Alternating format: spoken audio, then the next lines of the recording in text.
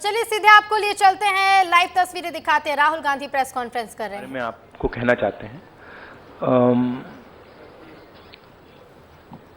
पहली बार हमने नोट किया कि चुनाव के समय प्रधानमंत्री ने, होम मिनिस्टर ने और फाइनेंस मिनिस्टर ने स्टॉक मार्केट पर टिप्पणी दी। प्रधानमंत्री ने 2-3 बार 4 बार देश को कहा कि स्टॉक मार्केट तेजी से आगे बढ़ने जा रही है। होम मिनिस्टर ने सीधा कहा कि 4 जून को स्टॉक मार्केट आसमान में जाएगी, लोगों को खरीदना चाहिए। और यही मैसेज फाइनेंस मिनिस्टर ने दिया। फर्स्ट, ये आज थोड़ा हम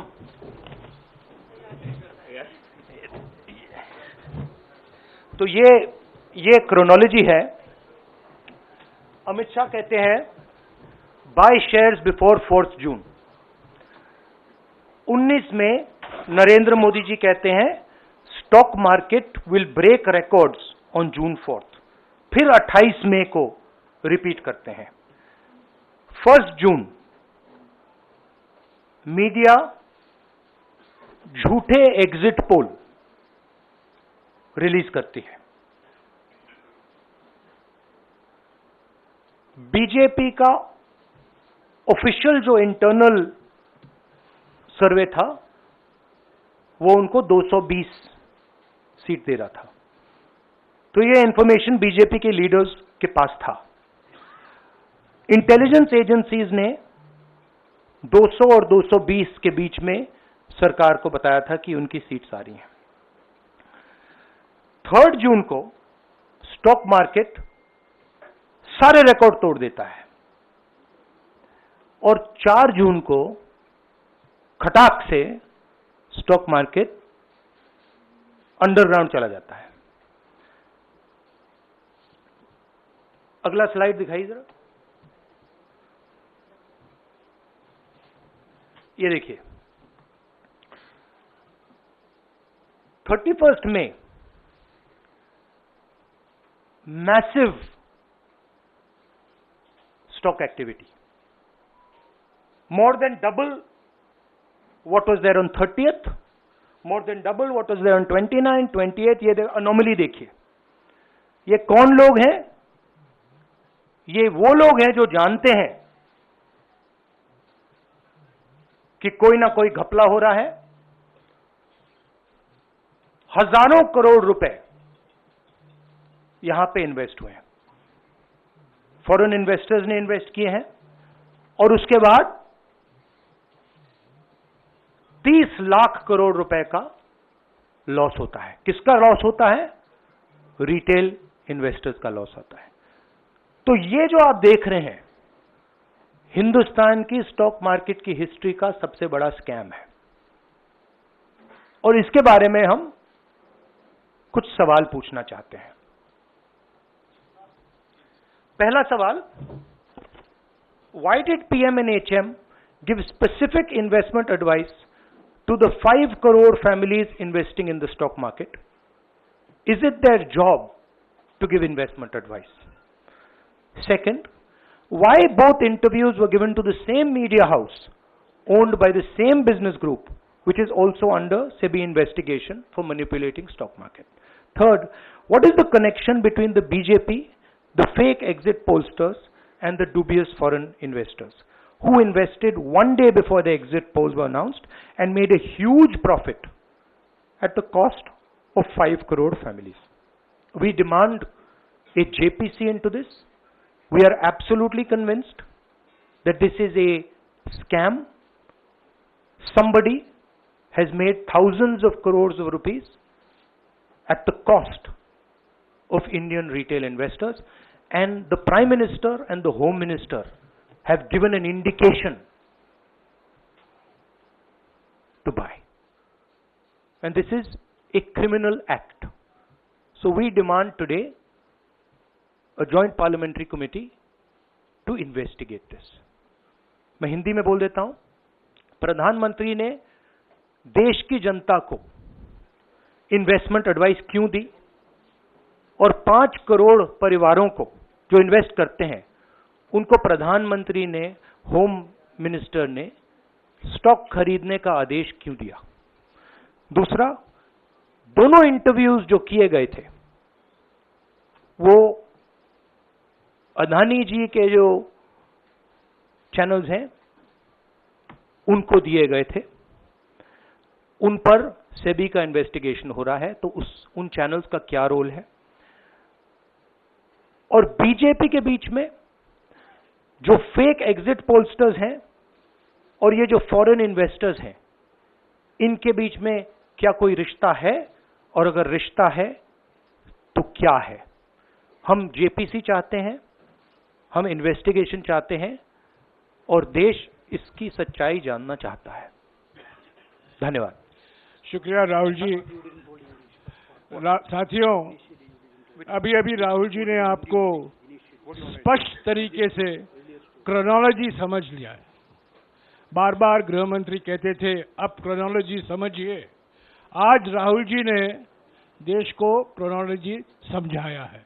इसके ऊपर अगर आपके सवाल हैं तो एक एक करके आप पूछेगा, एक एक करके पूछेगा। I haven't said the chronology in English, so I'll say the chronology in English. 13th May 2024, the Home Minister says, buy shares before 4th of June. This is a clear indication to retail investors and others to buy stock. 19th May, for the first time, and then repeatedly until the 28th May, the Prime Minister says that the stock market is going to break records on 4th June. Finally, on 1st June, completely fictitious exit polls are released. These investors are given a completely wrong impression. And on the 3rd of June, as we all know, the stock market breaks all records and then crashes on the 4th of June.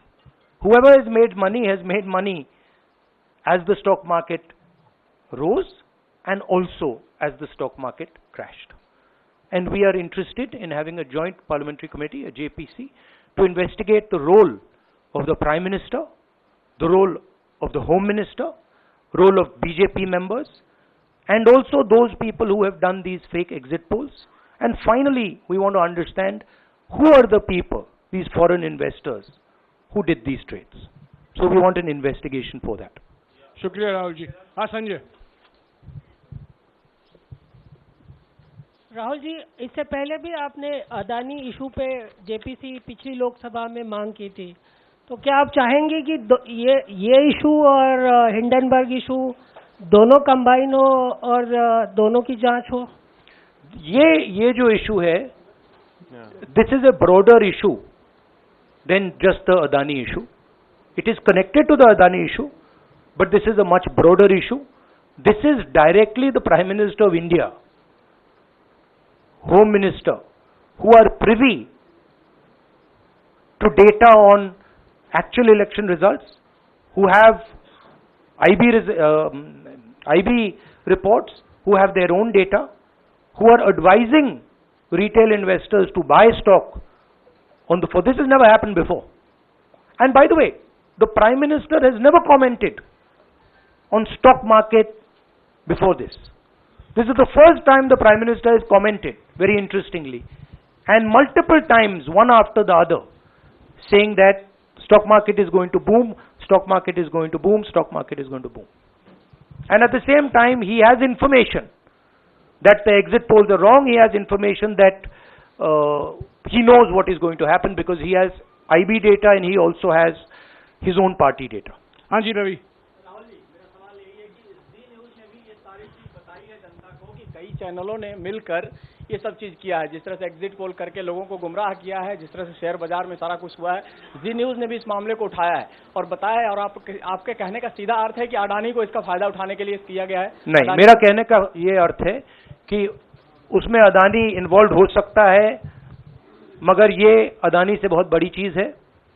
इसमें BJP के सबसे बड़े नेताओं ने कहा है, retail investors को message दिया है कि आपको स्टॉक खरीदना चाहिए। उनके पास इंफॉर्मेशन थी कि एग्जिट पोल्स गलत हैं, उनके पास इंफॉर्मेशन थी कि बीजेपी को फुल मेजॉरिटी नहीं मिलने वाली है, और वो जानते थे 3 जून को और 4 जून को क्या होने वाला है। कितने का 30 लाख, कितना 30 लाख करोड़ का नुकसान हुआ है, कितने का 30 लाख करोड़ रुपए का नुकसान हुआ है, और हजारों लाखों करोड़ रुपए का चुने हुए लोगों को फायदा हुआ है। और हम इंक्वायरी चाहते हैं प्रधानमंत्री पर, होम मिनिस्टर पर, जिन्होंने एग्जिट पोल किया उन पर, और ये जो फॉरेन इन्वेस्टर्स हैं उन पर। हाँ शेमिन,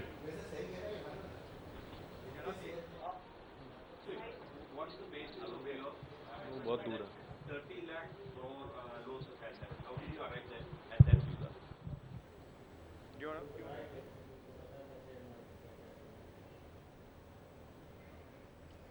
तो ये आप सुन रहे थे कांग्रेस नेता राहुल गांधी को, और इसके साथ ही कई बड़ी बातें आज इस प्रेस कॉन्फ्रेंस में राहुल गांधी ने कही हैं।